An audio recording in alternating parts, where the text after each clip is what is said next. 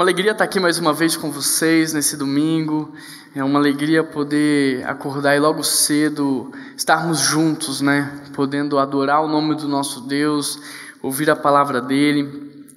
Eu queria começar lendo para vocês aqui, falando para vocês sobre uma pesquisa que eu vi algum tempo atrás, onde centenas de jovens foram entrevistados na Europa acerca de Deus e acerca da igreja. E depois de algumas perguntas, os entrevistadores chegaram à conclusão de que cerca de 95% daqueles jovens, eles tinham um anseio muito grande por Deus.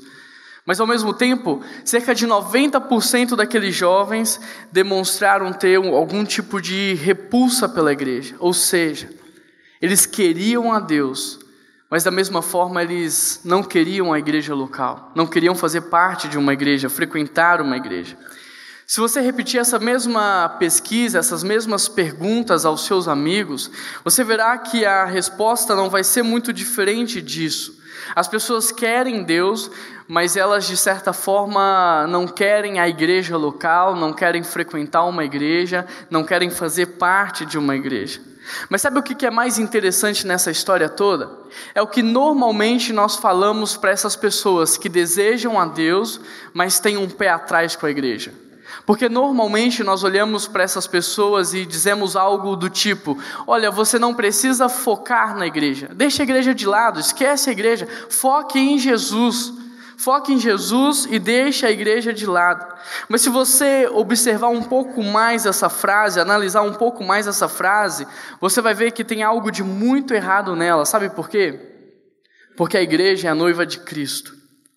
A igreja é a pupila dos olhos de Deus e ela deve ser alvo do nosso amor. A igreja não foi feita para ser esquecida, deixada de lado, rejeitada por nós. A igreja deve ser alvo do nosso amor. Algum tempo atrás eu tive a oportunidade de almoçar com um pastor que me acompanhou grande parte da minha adolescência, e na conversa com ele me contando as experiências que ele teve no ministério, ele disse: Juan, já são mais de 30 anos de ministério, e eu já pastoreei algumas igrejas no Brasil, e eu posso te dizer uma coisa com muita convicção: todas as igrejas pelas quais eu passei eram melhores do que eu. Na mesma hora eu olhei para ele e perguntei: mas pastor, você nunca enfrentou nenhum problema, nenhuma dificuldade nas igrejas pelas quais o senhor passou? Ele falou assim: não, Juan, eu passei muitos problemas, eu tive muitas dificuldades, muitas lutas, mas mesmo assim eu posso dizer para você que todas as igrejas pelas quais eu passei eram maiores e melhores do que eu. E essa conversa me impactou muito, mexeu muito comigo, porque ele tem razão. A igreja é a noiva de Cristo, é a menina dos olhos de Deus, por isso ela deve ser alvo do nosso amor. Mas infelizmente o que nós vemos na prática não é isso, porque hoje as pessoas falam mal da igreja, as pessoas criticam a igreja, as pessoas não querem frequentar uma igreja, as pessoas não querem fazer parte de uma igreja e nem ser igreja. Em uma época onde tem surgido muitas igrejas, cresce ainda mais a insatisfação com a igreja local. Hoje existem milhares de cristãos secretos, porque nem batizados são, para não ter nenhum tipo de envolvimento com a igreja local. Hoje muitos pastores têm deixado o ministério pastoral de lado, para assumir outras funções na sociedade, porque não aguentam mais a igreja local. Sem contar na quantidade de crentes maduros que depois de anos e anos e anos de caminhada, deixam a igreja local para viver de forma isolada. O que será que está acontecendo com a igreja? Qual é o problema com a igreja? Para vocês terem ideia, em tom de humor, uma mega igreja nos Estados Unidos lançou uma cartilha de evangelização composta por 7 passos. Eu gostaria que você prestasse atenção nos passos. O primeiro é: gaste hora de qualidades com as pessoas que ainda não são cristãs. Mas sabe qual é o segundo passo? Proteja essas pessoas da igreja local. O terceiro passo é: pegue essas pessoas e explique o evangelho para elas. Mas o quarto passo é: e proteja essas pessoas da igreja local. O quinto passo é: conduza essas pessoas a um relacionamento pessoal com Jesus Cristo. Mas o sexto passo é: proteja essas pessoas da igreja local. Até que você alcance o 7º passo. E o 7º passo diz: só leve essa pessoa a uma igreja local Só leve essa pessoa a frequentar uma igreja, a participar de um culto, quando ela estiver preparada, quando ela estiver madura o suficiente para suportar o baque. Sabe o que é mais triste nessa história toda? É que infelizmente essa é uma verdade na cabeça de muitos. É que infelizmente essa é uma verdade na cabeça da nossa sociedade. O que será que está acontecendo com a igreja? Qual é o problema com a igreja local? Qual é o problema com a igreja de Cristo? Ao longo dos anos, nós fizemos milhares de eventos a fim de atrair as multidões. E quando elas chegaram, nós nos demos conta que agora, por causa do nosso tamanho, nós já não somos capazes mais de viver em genuína comunhão. Crescemos verticalmente e esquecemos do nosso crescimento horizontal. Crescemos em número, mas não em relacionamentos. Crescemos em número, mas não em comunhão. E um dos grandes problemas da igreja hoje é que ela virou um local de eventos e não um local de comunhão. Ao longo deste processo, muitos foram conquistados em nossos eventos, mas poucos foram integrados no rebanho de Cristo. Muitos foram tocados ou sensibilizados em nossos eventos, mas nunca transformados verdadeiramente. Muitos tornaram-se interessados, mas nunca assumiram um compromisso com Deus. Em termos figurados, muitos foram ceifados, mas nunca trazidos ao celeiro.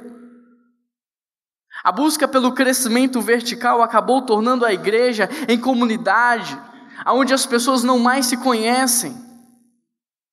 Em comunidades onde as pessoas mal se encontram, mal conversam, mal compartilham a vida.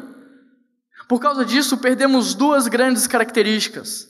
Perdemos a comunhão verdadeira, a comunhão genuína, porque as pessoas mal se encontram, mal se relacionam, mal se conhecem. E perdemos a celebração, a grande festa. Porque sem comunhão genuína, não há festa verdadeira. E é por isso que talvez há tantas pessoas frustradas na igreja hoje. Mas essa não é nem de perto a vontade de Deus para a igreja. Essa não é nem de perto a vontade de Deus para o seu corpo. Por isso eu quero te convidar a abrir a sua Bíblia comigo em João capítulo 17. E nós vamos ler do versículo 20 até o versículo 23. João capítulo 17, do versículo 20 ao versículo 23. Quem achou diz, achei. Quem não achou diz, espera aí. Tá bom, vou esperar um pouquinho. João capítulo 17, versículo 20 até o 23. Você pode acompanhar comigo a leitura desse texto.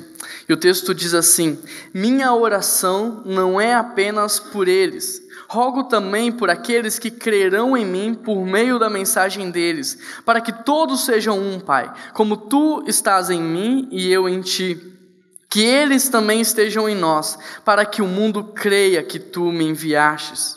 Dê-lhes a glória que me destes, para que eles sejam um, assim como nós somos um, eu neles e tu em mim.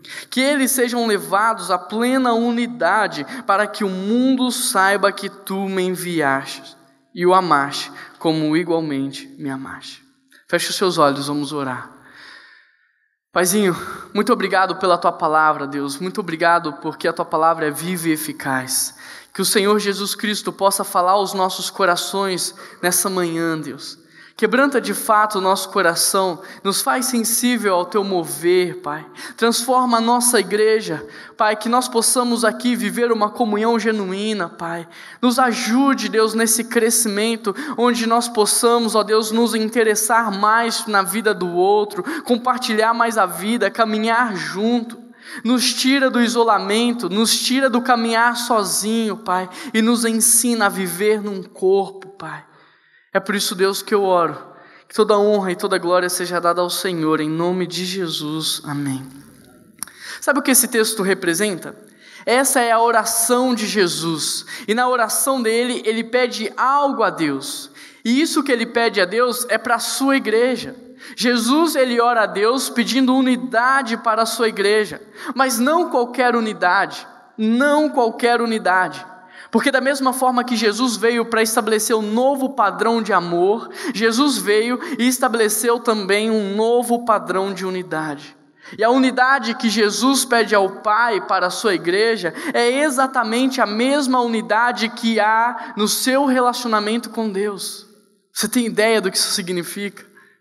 Você tem ideia do que isso significa? O relacionamento entre Deus Pai, Deus Filho e Deus Espírito Santo é o padrão de relacionamento que deve haver na sua igreja. É o padrão de relacionamento que nós, a sua igreja, devemos adotar. Porque é este relacionamento que será a mensagem que a igreja carregará a fim de que o mundo conheça a Deus. A igreja é a própria mensagem. E por isso, mais do que carregar essa mensagem, a igreja deve vivê-la. É interessante porque Deus deseja ser conhecido, mas é gratificante saber que Deus deseja ser conhecido através de nós, a sua igreja, o seu povo, os seus filhos. É isso que fará a diferença no mundo, e é por isso que nós devemos buscar a unidade. A partir desse momento eu quero trabalhar a unidade dentro de uma analogia. Eu gostaria que você prestasse atenção, porque este princípio, essa analogia é algo que você pode aplicar em todos os relacionamentos da sua vida. E eu já tive o privilégio de ensinar isso em alguns pequenos grupos aqui da igreja, e até hoje eu não vi um pequeno grupo as pessoas praticarem isso e não terem os seus relacionamentos transformados. Então eu gostaria que você prestasse muita atenção, porque essa é a analogia do purê de batatas. E se você não aprender nada sobre unidade nessa manhã, pelo menos você vai sair daqui sabendo fazer um purê. O que nós precisamos ter para fazer um purê de batata? Para fazermos um purê de batatas, nós precisamos de uma panela, nós precisamos de batatas, água, fogo, uma faca para tirar a casca, um pote para amassar as batatas e um pouco de leite para dar liga. Faltou alguma coisa? Tá tudo aí? Um pouquinho de sal, né? Mas aí suponhamos então que alguém levante a mão, e aqui é só uma suposição, e diga assim: Juan, mas o que representa esses objetos e esses ingredientes dentro da sua analogia? A panela representa o local onde os relacionamentos irão acontecer. Por exemplo, o casamento é o local onde acontece o relacionamento entre marido e mulher. Uma amizade é o local onde acontece o relacionamento entre duas pessoas. O local de trabalho é o lugar onde vai acontecer os relacionamentos entre os colegas de trabalho.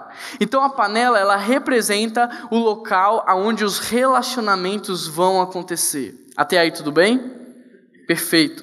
Agora, se a panela representa o local onde os relacionamentos irão acontecer, quem são as batatas? Quem são as batatas? Olha para o seu vizinho e diga assim: quem sou a batata? Nós somos as batatas, umas mais bonitinhas que a outra, é verdade ou não é? Umas mais inteirinhas do que as outras. Mas nós somos as batatas, nós somos as batatas que vão experimentar essa transformação. E algumas estatísticas nos mostram que a cada 3 batatas, uma é esquisita. E em geral é a que está sentada no meio. Você é esquisito ou a esquisita está do seu lado? Agora que você já sabe quais são os ingredientes principais, eu te pergunto, como é que nós fazemos um purê de batatas? E em primeiro lugar, nós precisamos reunir as batatas, nós precisamos colocar as batatas juntas dentro da panela. Não dá para fazer um purê de batata sem as batatas, ou com elas isoladas, elas precisam estar reunidas. E trazendo isso para a nossa realidade, não dá para sermos experimentarmos da unidade que Deus quer, se você continuar vivendo sozinho, se você preferir ficar sozinho do que experimentar um relacionamento. Não dá para ser um purê e experimentar dessa unidade se você prefere ficar trancado dentro do seu quarto, assistindo filmes, seriados, do que compartilhando a vida, caminhando junto, experimentando de relacionamentos. Se sonhamos como igreja em nos tornarmos um purê de batatas, precisamos nos reunir mais. Precisamos nos conhecer melhor, porque talvez você olhe um pouco ao seu redor nessa manhã e você nem conheça as pessoas que estão sentadas próximos a você, perto de você. Nós precisamos nos reunir mais, nós precisamos nos conhecer melhor, nós precisamos conhecer a história um do outro. Nós precisamos compartilhar a vida. Nós precisamos dividir os pesos. Caminhar junto. Olha o que a Bíblia diz em Hebreus 10, não deixemos de nos reunir como igreja. Olha o que a Bíblia diz em Atos 2, 44, e todos os que criam estavam juntos. Olha o que a Bíblia diz no versículo 46, todos os dias continuavam a se reunir. Se queremos ser um purê, se queremos deixar de ser um saco de batatas e nos tornarmos um purê, precisamos nos reunir mais. Precisamos nos encontrar mais. Precisamos compartilhar mais a vida. Precisamos cultivar relacionamentos de forma intencional. De forma intencional. Você sabe que alguém vai mudar? Se coloque à disposição. Me lembro como se fosse hoje o dia que o Gui falou assim, Juan, você vai mudar amanhã, eu vou ir te ajudar. Ele não perguntou se eu tinha já quantidade de pessoas suficiente, ele disse, eu vou ir amanhã. Seja intencional nos seus relacionamentos. Mas aí você me diz assim, Juan, mas ninguém me visita. Eu já disse isso umas 15 vezes, eu vou repetir. Se ninguém te visita, visite você as pessoas. Se ninguém te visita, saia da sua comodidade, do seu conforto e olhe para a quantidade de pessoas que estão precisando de uma visita e vá visitar. Vá visitar os enfermos, os idosos, os viúvos, aqueles que moram sozinhos, aqueles que precisam de alguma coisa. Mas Juan, ninguém fala comigo. Seja intencional, fale você com as pessoas. Pergunte o nome de quem está sentado ao seu lado. Juan, mas ninguém me convida para fazer nada. Convide você as pessoas para sair. Convide você as pessoas para tomar um café, para comer alguma coisa na sua casa, para passear, para se divertir. Convide alguém para correr junto com você, alguém para praticar um esporte junto com você. Seja intencional nos seus relacionamentos, seja intencional nas suas atitudes. Para vocês terem uma ideia, era inconcebível na cabeça dos primeiros cristãos o viver sozinho, o viver isolado. Para eles, ser cristão era caminhar junto, era compartilhar a vida, era dividir os pesos. Por isso, a primeira coisa que nós precisamos fazer como igreja é nos encontrarmos mais, é sair da nossa zona de conforto, é nos convidarmos, é participarmos da vida um do outro, é sermos mais atuantes, mais dedicados na vida um do outro. Você precisa se relacionar mais. Eu até entendo que é chato se relacionar quando as batatas ainda estão sujas. É complicado se relacionar quando as batatas ainda estão com as cascas. É difícil se relacionar quando as batatas ainda estão duras. Mas este é o primeiro passo rumo à transformação, rumo ao final, onde nós seremos um purê de batatas.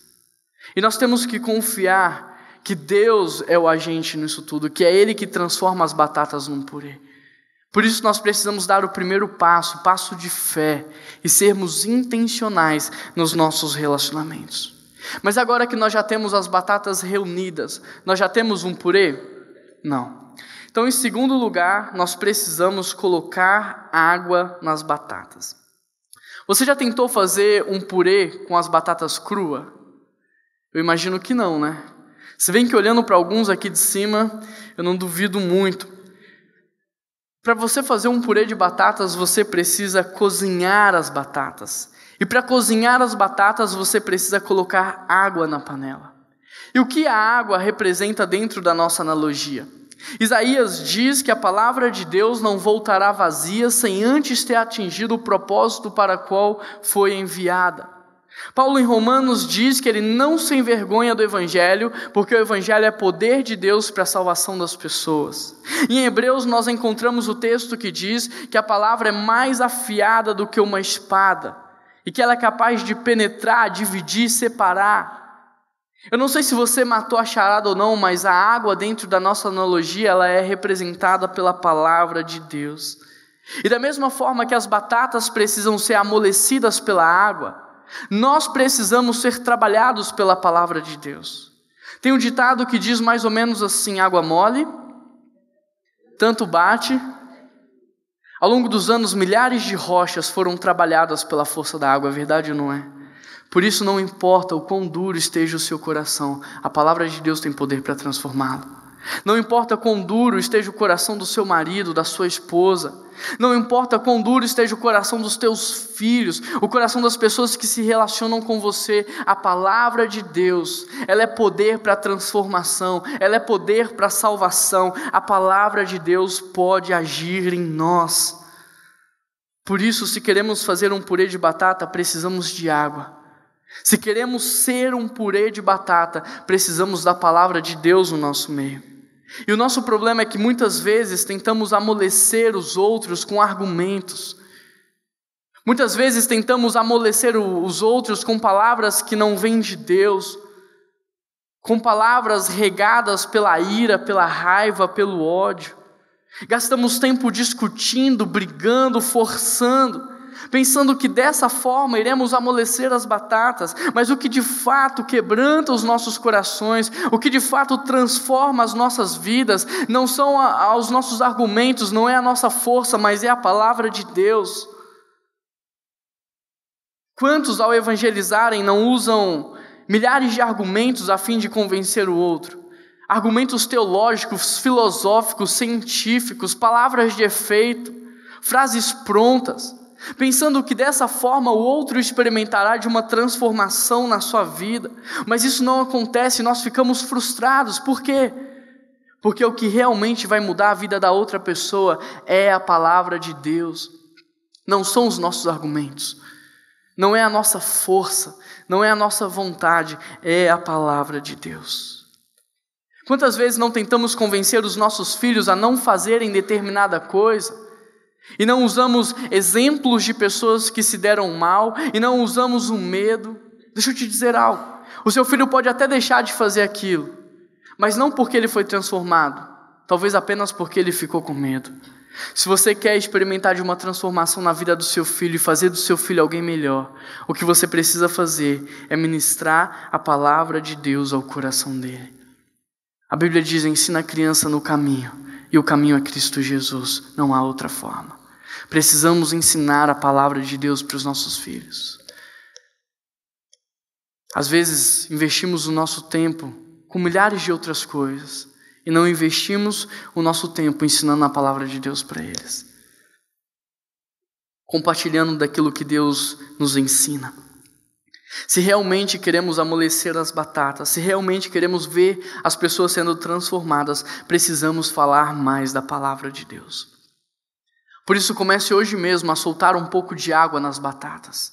Comece hoje mesmo a ministrar mais de Deus e da palavra de Deus sobre os seus relacionamentos.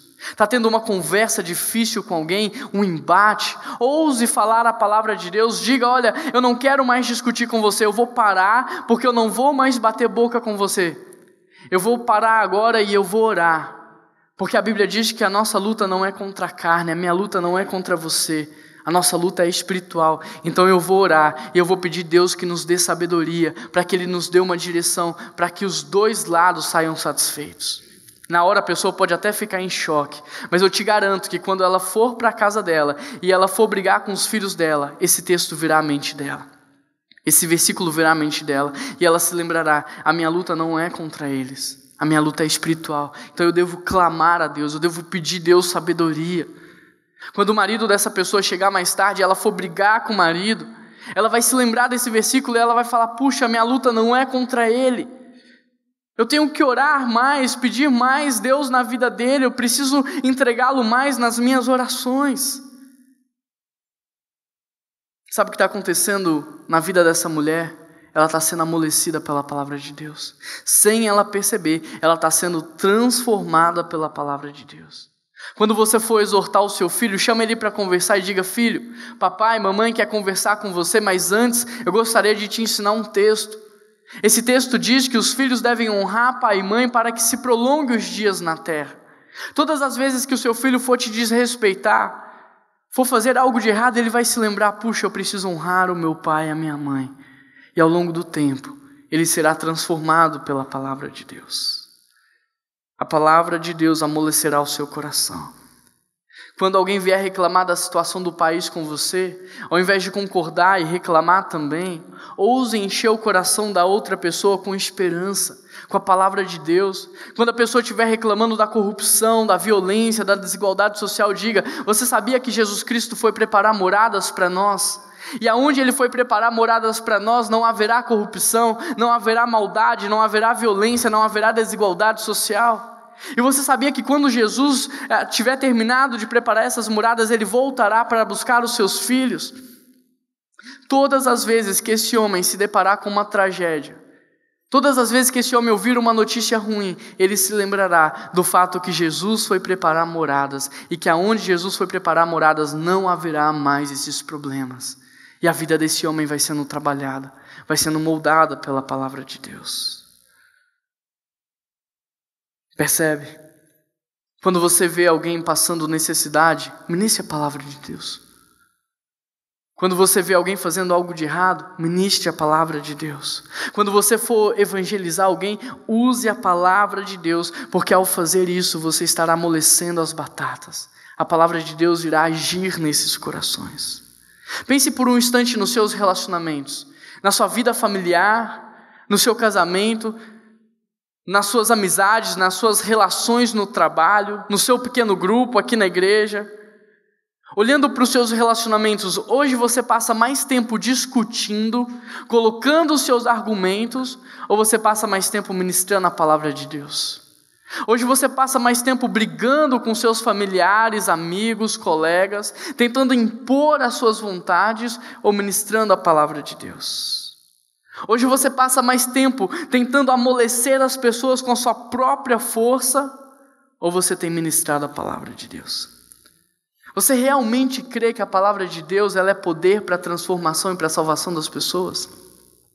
Você realmente crê, assim como o autor de Hebreus, que a palavra de Deus é mais afiada do que uma espada? Que ela não volta vazia sem antes cumprir o seu papel? Porque se você realmente crê nisso, então por que você não fala mais da palavra de Deus para as pessoas? Por que você não ministra mais a palavra de Deus no seu casamento? Por que você não fala mais sobre a palavra de Deus para os seus filhos? Por quê?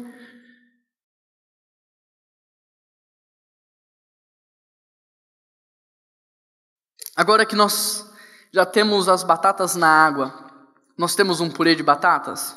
Não. O que falta fazer? Em terceiro lugar, falta ligar o fogo. Porque sem o fogo, a água não vai cozinhar as batatas. A água não vai ferver, e se ela não ferver, as batatas não serão amolecidas. Mas o que é o fogo dentro da nossa analogia? Sabe o que é o fogo? O fogo é a oração. O fogo é a intercessão.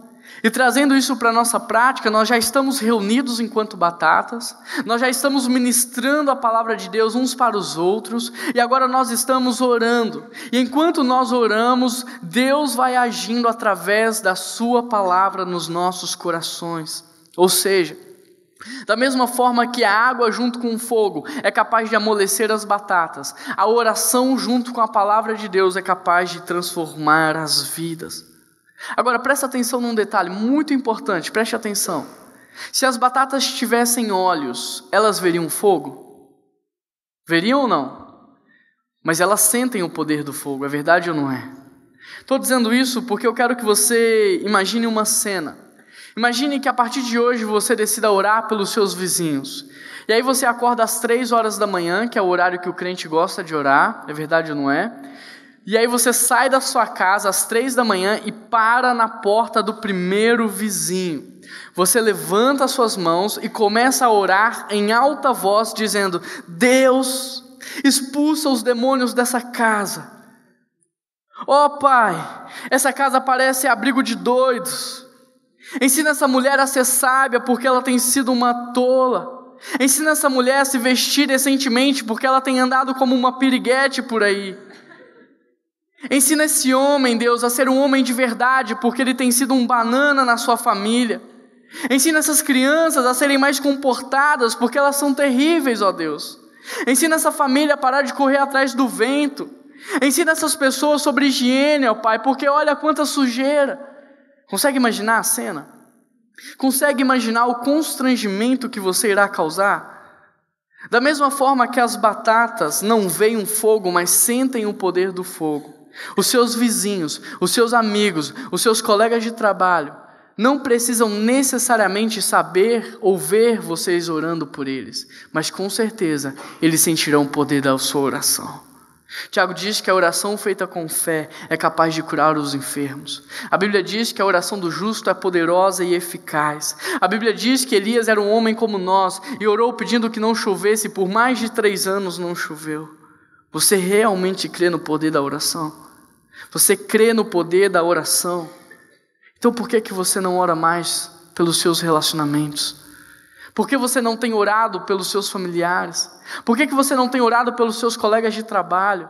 Por que você não ora mais por aquelas pessoas que você tem dificuldade em se relacionar? Quanto tempo você tem passado orando pela sua família? Quanto tempo você tem passado orando pelos seus colegas de trabalho? Orando pelas pessoas que frequentam o seu PG, orando pelos seus relacionamentos, orando pelas pessoas que você não consegue se relacionar? Se você realmente crê no poder da oração, por que você não tem orado mais? Agora, uma vez que as batatas já estão cozidas, você tem um purê? Não, falta o quê? Falta descascar, tirar a casca da batata. E para mim, gente, essa é a parte mais difícil. Essa é a parte mais complicada, mais desafiadora. Sabe por quê? Porque todas as vezes que eu vou tirar a casca da batata, eu arranco um pedaço dela. É igual quando eu vou descascar um ovo. Sempre o meu ovo vem faltando a metade. É impressionante, essa parte é muito desafiadora. Agora, o que é a casca dentro da nossa analogia? A casca é a máscara que todos nós usamos para parecermos mais espirituais. Mas já que a gente está nesse processo de tirar a casca, venhamos e convenhamos, ninguém é tão espiritual assim. Os pastores dessa igreja não são tão espirituais assim. Os músicos não são tão espirituais. Os presbíteros não são tão espirituais. Ninguém é legal o tempo todo. Eu sei que parece que eu sou legal o tempo todo, mas não sou. Pergunta para minha esposa, para os meus filhos, para as pessoas que trabalham comigo. Ninguém é divertido o tempo todo. Ninguém é bem-humorado o tempo todo. Ninguém é perfeito. Todos nós estamos em crescimento, todos nós estamos num processo de transformação, e quanto mais nós crescemos e aprendemos, descobrimos que nada somos e nada sabemos. A maturidade vem para nos ensinar que não precisamos usar máscaras a fim de impressionar os outros. Sabe por quê? Porque em um mundo onde todos usam máscaras, somente aqueles que vivem de forma sincera é que vão ser admirados. É que vão ser respeitados. Agora, sabe o que significa a palavra sincero? A palavra sincero vem do latim e a expressão é sincera. E existem algumas explicações para o uso dessa palavra, sincera. Uma delas é que atores usavam máscaras de cera alegres para esconder a depressão, a tristeza e a angústia que eles estavam vivendo naquele momento. E quantos de nós não estamos assim hoje? Com máscaras que escondem aquilo que realmente estamos sentindo. Máscaras que escondem aquilo que realmente pensamos, aquilo que realmente acreditamos. Quantos de nós por dentro não estamos completamente destruídos, mas por fora usamos uma máscara onde ninguém vai perceber, ninguém vai saber? Outros dizem que a palavra sincero vem de sincera, porque escultores desonestos, ao fabricarem estátuas de mármore, cobriam as suas imperfeições, as marcas, as rachaduras com cera, de modo que os compradores não percebessem. E quantos de nós não cobrimos hoje os nossos defeitos para que os outros não percebam? As nossas falhas de caráter, os nossos pecados, para que ninguém saiba quem nós somos de verdade. Ainda há outros que dizem que a palavra sincero vem de sincera, porque artesãos faziam vasos, e os vasos que não continham cera, eles eram transparentes, você conseguia enxergar o interior deles, mas os vasos com cera, eles impediam você de enxergar o que havia lá dentro. E quantos de nós não demonstramos ser uma coisa que na verdade não somos? Escondemos quem somos de verdade lá no fundo para que ninguém saiba, para que ninguém descubra. Às vezes em casa é aquela tristeza. Ninguém fala com ninguém, cada um no seu quarto. Cada um tem o seu momento de comer, o seu lugar para comer, ninguém come junto. E aí quando tem que vir para a igreja, entra dentro do mesmo carro, porque às vezes tem um só. E aí aquela brigaiada, aquela discussão. Mas basta o carro se aproximar da igreja que todo mundo começa a se calar.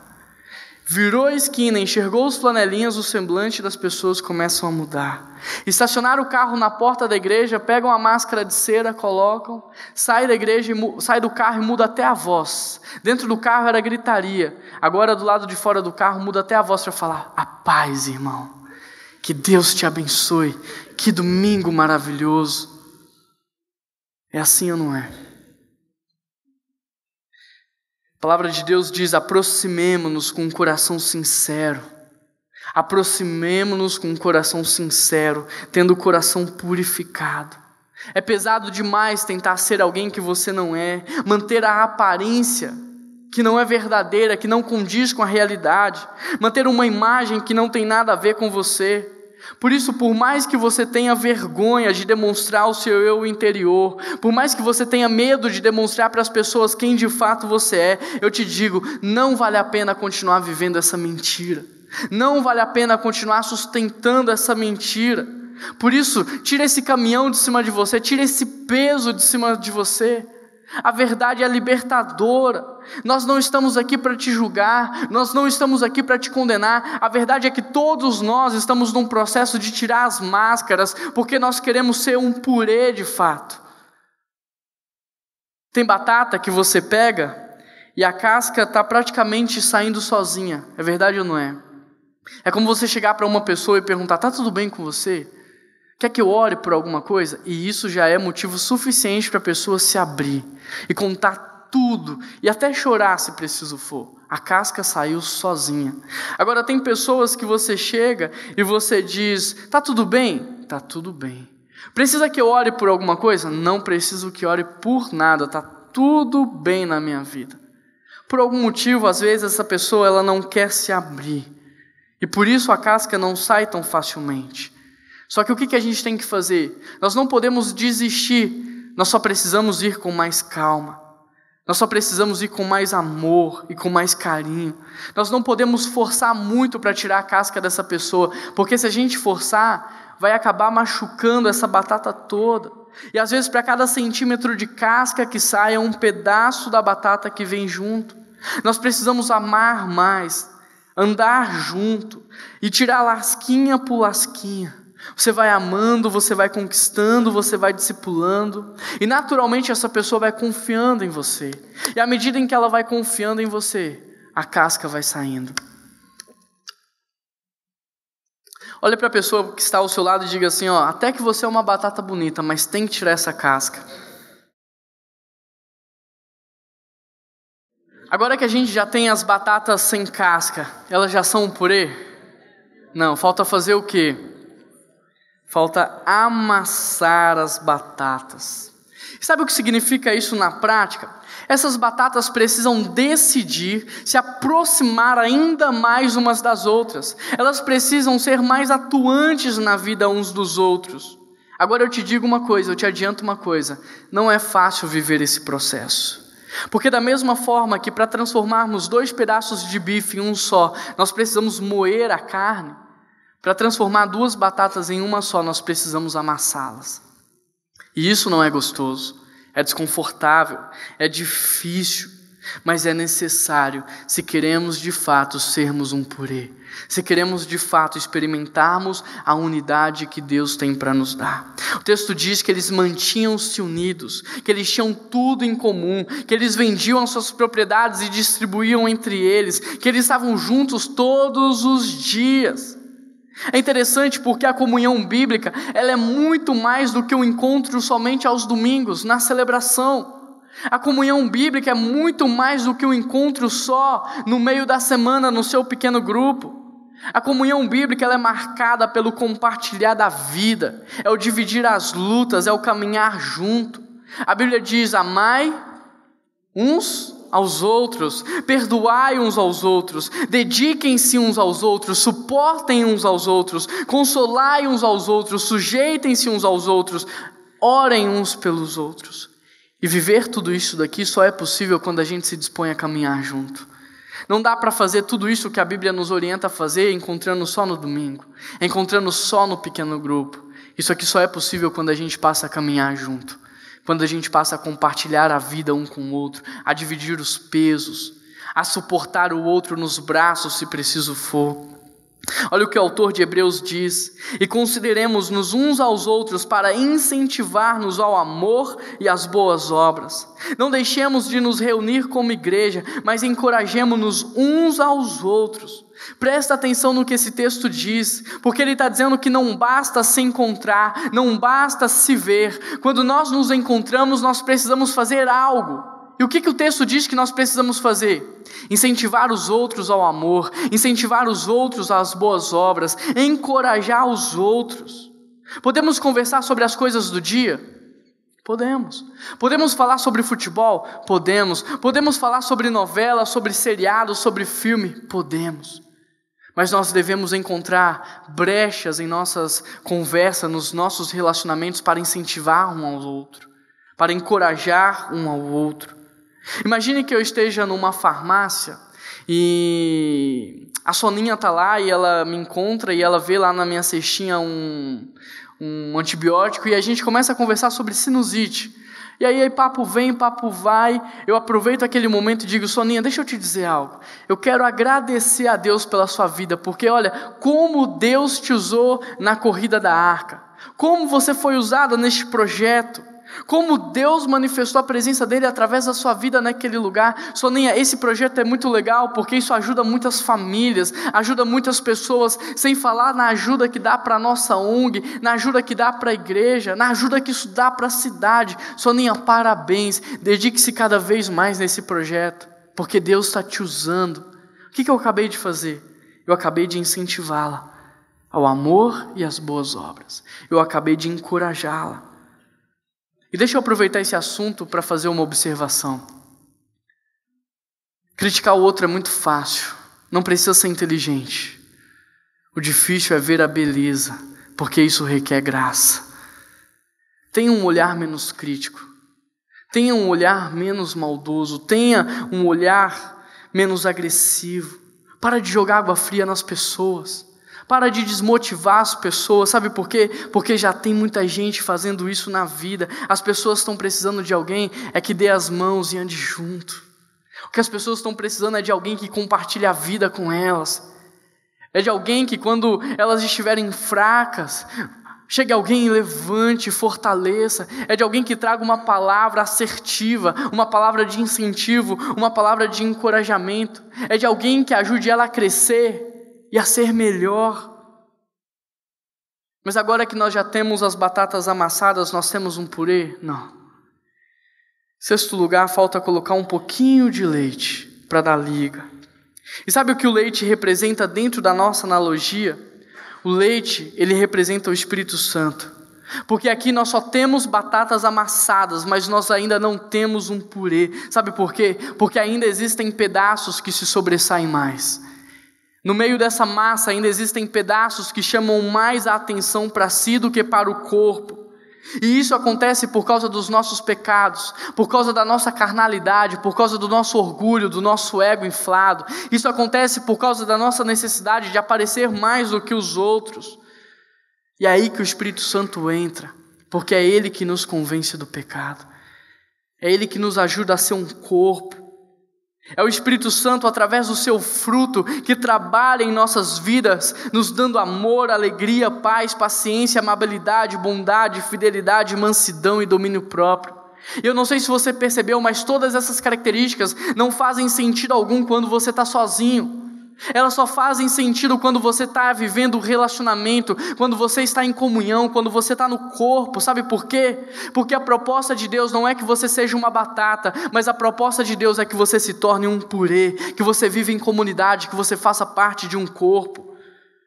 Então, à medida que você vai vivendo o fruto do Espírito Santo, sabe o que acontece? Aqueles pedaços que antes chamavam a atenção para si, agora já não existem mais. E a atenção que era voltada para esses pedaços, agora é voltada para o corpo de uma maneira geral. Olha o que está escrito no texto de Atos. Eles tinham tudo em comum. Tudo em comum. Eles vendiam o que eles tinham para compartilhar entre os necessitados. Eles estavam todos os dias juntos, reunidos, e eles não faziam isso por obrigação, mas eles faziam com alegria e singeleza de coração. Agora, essa realidade ela só foi possível por causa do Espírito Santo. Por causa do Espírito Santo. Olha o que Paulo diz em Efésios: vivam de maneira digna da vocação para a qual fostes chamados. Sejam humildes, dóceis, pacientes, suportando uns aos outros em amor. Façam tudo para conservar a unidade do Espírito, pelo vínculo da paz. Porque há um só corpo e há um só Espírito, há uma só esperança para a qual vocês foram chamados, há um só Senhor, há uma só fé, há um só batismo, há um só Deus e Pai de todos, que é sobre todos, por meio de todos e em todos. Deus Pai, Deus Filho, Deus Espírito Santo, eles são um em essência, mas nós somos um por causa do mesmo Espírito que habita em nós, amém? Nós somos um por causa do mesmo Deus que habita em nós. Há um só corpo, há uma só igreja, há um só Senhor. E nós somos este corpo. Deixa eu te perguntar uma coisa. Por que nós devemos buscar a unidade, manter a unidade e conservar a unidade? Porque em primeiro lugar essa é a vontade de Jesus Cristo. Ele orou a Deus pedindo que nós pudéssemos experimentar dessa unidade, viver em unidade. Em segundo lugar, por causa da nossa missão no mundo. Porque o mundo perdido não é capaz de enxergar a Deus, mas ele é capaz de enxergar os cristãos. E se nós vivermos em unidade, então eles conhecerão a Deus. E em terceiro lugar, por causa do nosso destino.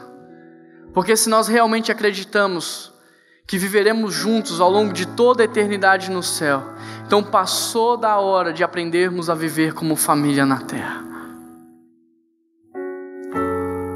Se eu te convidasse para ir jantar lá em casa hoje à noite, para comer um purê de batatas, mas você chegasse na minha casa e encontrasse sobre a mesa apenas um saco de batatas, o que você ia pensar? Poxa, Juan, você me chamou para comer um purê, mas eu só estou vendo um saco de batatas aqui na mesa. Pois é, nós estamos convidando as pessoas para experimentarem de uma vida nova, para desfrutarem de um novo padrão de relacionamento. Mas quando elas chegam, elas não veem o purê que prometemos, mas sim o saco de batatas. E é por isso que tem muita gente frustrada com a igreja. Agora, quando a igreja é um purê, meu amigo, todos querem participar. Quando a igreja é um purê, ninguém quer ficar de fora. Quando a igreja é um purê, todo mundo quer se envolver mais, se engaja mais, quer trabalhar mais, quer estar junto, quer estar perto. E as pessoas fazem isso com alegria, com prazer, com motivação. E sabe o que acontece quando uma igreja é um purê de batatas? Acontece o que diz lá em Atos 2,47: e todos os dias o número deles aumentava, porque Deus acrescentava aqueles que iam sendo salvos. Quantos aqui nessa manhã desejam ser um purê de batatas? Se esse é o desejo do seu coração, quero te convidar a ficar de pé para que juntos nós possamos orar.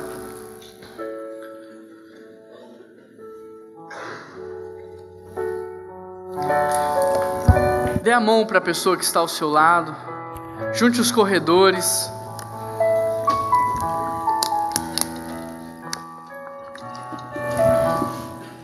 Eu não sei nem se você conhece a pessoa que está do seu lado, mas eu tenho um desafio para você nessa manhã. Não saia daqui sem antes perguntar o nome dessa pessoa, procurar saber a história dela, se aproximar dela. Você que tem um pequeno grupo, em nome de Jesus, convide a pessoa que está ao seu lado para fazer parte do seu pequeno grupo. Se você ainda não faz parte de um pequeno grupo da nossa igreja, faça parte para que você possa conhecer mais pessoas e se fazer conhecido. Feche os seus olhos, vamos orar. Paizinho, nós somos a tua igreja, e foi por nós, E para nós que o Senhor pediu a unidade, Deus, nos conceda a unidade do Espírito pelo vínculo da paz, e nos ajude a manter a unidade que o Senhor nos dá, Deus. Ó Deus, se há relacionamentos quebrados em nosso meio, que haja ministração de perdão nessa manhã, que haja restauração de relacionamentos, ó Pai.